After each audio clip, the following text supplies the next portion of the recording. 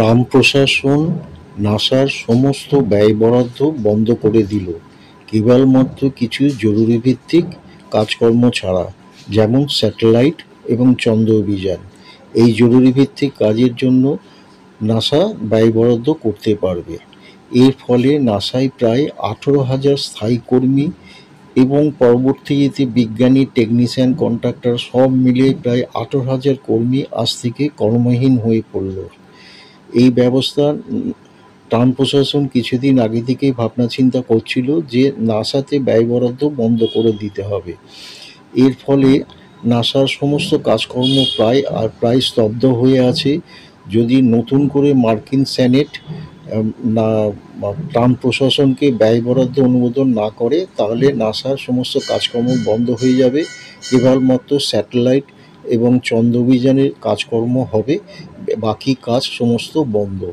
এবং নাসায় সমস্ত যে রিসার্চের কাজকর্ম হয় তাও প্রায় আজ থেকে বন্ধ হয়ে গেল।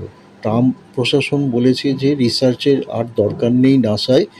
আজ থেকে নাসায় যেসব কাজকর্ম বা রিসার্চের কাজ হবে, তাই সেই সমস্ত কাজকর্ম ট্রাম্প নিজেই তার চিন্তাভাবনা করবে এবং তার ব্যবস্থা করবে। সুতরাং এর ফলে নাসায় বহু মানুষ আজ থেকে কর্মহীন হয়ে পড়ল এবং পৃথিবীর শ্রেষ্ঠ বিজ্ঞান গবেষণা ক্ষেত্র মহাকাশে তা প্রায় স্তব্ধ বা বন্ধ হয়ে যাওয়ার পথে।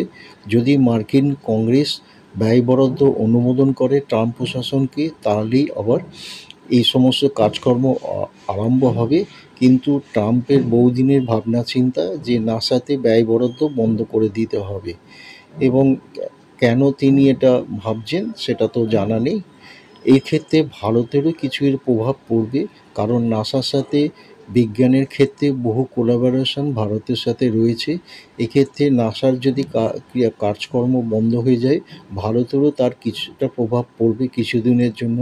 আশা করা যাচ্ছে সমস্ত ব্যবস্থা আবার পুনরায় শুরু হবে ট্রাম্প প্রশাসন যদি মার্কিন কংগ্রেস ট্রাম্প প্রশাসনকে ব্যয় বরাদ্দ অনুমোদন করে। এর আগেও এই ঘটনা হয়েছিল এবং আবার সেই ব্যবস্থা চালু হয়েছে।